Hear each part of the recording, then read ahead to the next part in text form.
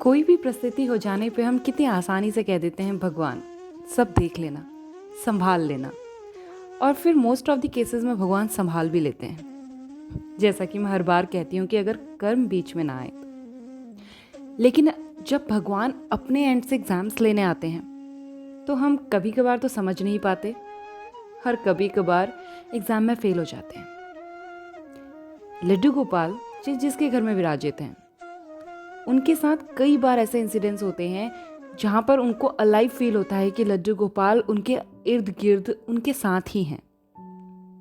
और most of the cases में केवल लड्डू गोपाल इंसान से कनेक्टेड नहीं होते, हर उस चीज़ से कनेक्टेड होते हैं जो उस इंसान से कनेक्टेड होती है जिसके घर में लड्डू गोपाल विराजित है, सेवा ले रहे हैं। आज की ये सत्य घटना कोमल जी की है, जो पश्चिम बंगाल की रहने वाली है। वो बताती हैं कि उनका जन्म एक मध्यम वर्गीय परिवार में हुआ और जल्द ही शादी हो गई 21 साल की उम्र में। लेकिन उसके बाद वहाँ पर उन्होंने देखा कि लड्डू गोपाल की सेवा होती आ रही है जैसे उनके अपने घर में होती थी, मायके में। और भला अपने भगवान को कौन पूजना नहीं चाहेगा, वो भी बिना किसी झिकझिक के। उनकी सास बहुत ही प्रतिष्ठा से पूजा किया करती है। और जब उन्होंने अपनी सास से कहा ना, मम्मी मैं भी करना चाहती हूँ, तो उनकी सास ने बिना किसी दूसरे सवाल के हाँ कर दी। अब वो बहुत ही प्यार से लड्डू गोपाल की पूजा करती, प्रतिष्ठा करती। और उनकी सास भी उनकी काफ़ी तारीफ किया करती, क्योंकि पहले तो लड्डू गोपाल के वस्त्र बाहर से आते थे, लेकिन उनकी शादी के बाद वस्त्र घर से ही बनने लगे। अब भला इतनी गुणकारी बहू कौन नहीं रखना चाहेगा, उनकी सास हर बार कहती। मगर कहते हैं जो लोग अच्छे होते हैं उनका सफ़र बहुत ही कम होता है, और यहाँ भी ऐसा ही हुआ। करीबन 6 महीने के दरमियान में उनकी सास की मृत्यु हो गई। अब उनकी सास उन्हें छोड़कर जा चुकी थी। 3 साल बाद उनकी बेटी का जन्म हुआ।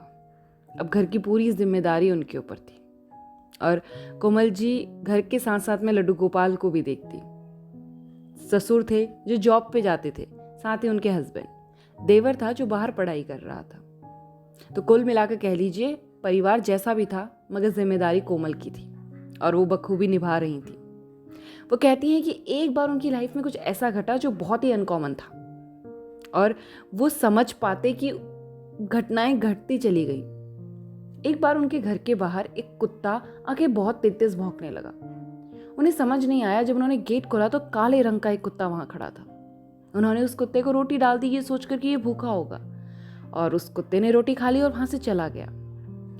कुछ दिन बाद फिर से वो कुत्ता वहीं आया। अब तो जैसे नियम हो गया था, कुत्ते को रोटी डालती, कुत्ता खाता और चला जाता। उनके ससुर और उनके पति को भी इससे कोई आपत्ति नहीं थी, वो भी रात को रोटी डाल देते। लेकिन एक दिन उस कुत्ते ने सुबह वहां पर गंदगी मचा दी। जब उनके ससुर ने देखा तो वो बहुत गुस्से में आए और बोला, ले हमारा ही खाता है और यहाँ गंदगी मचाता है, कोई ज़रूरत नहीं है इसको खाना डालने की।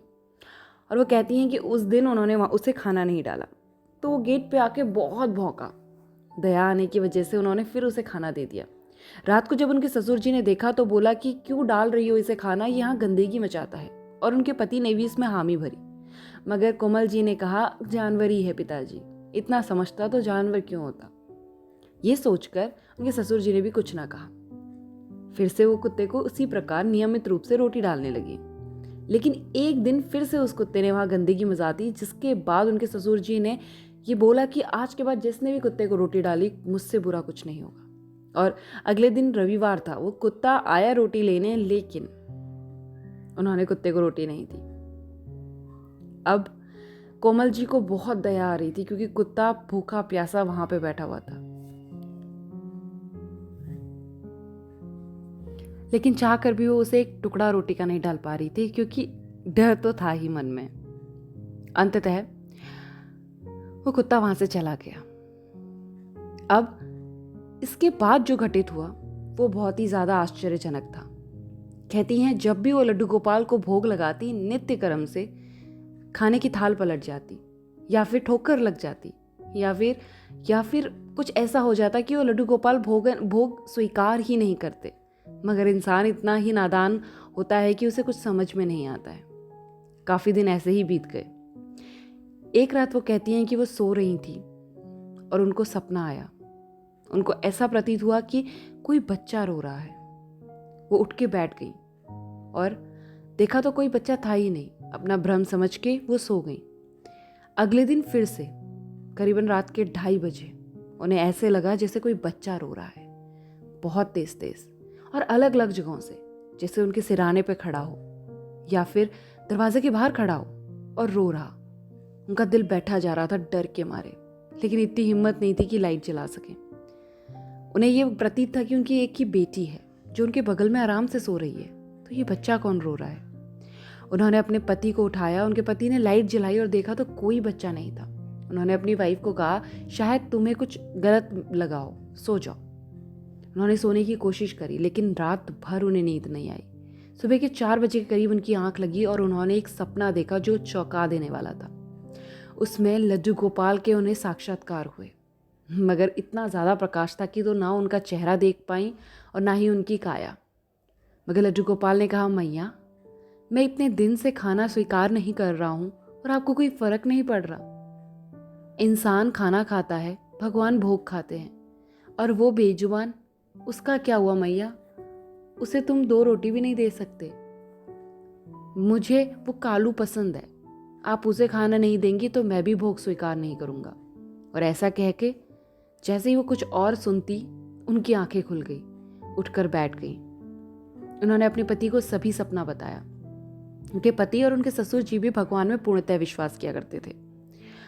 उनके पति पूरी जगह ढूंढने गए, लेकिन कुत्ता कहीं नहीं मिला।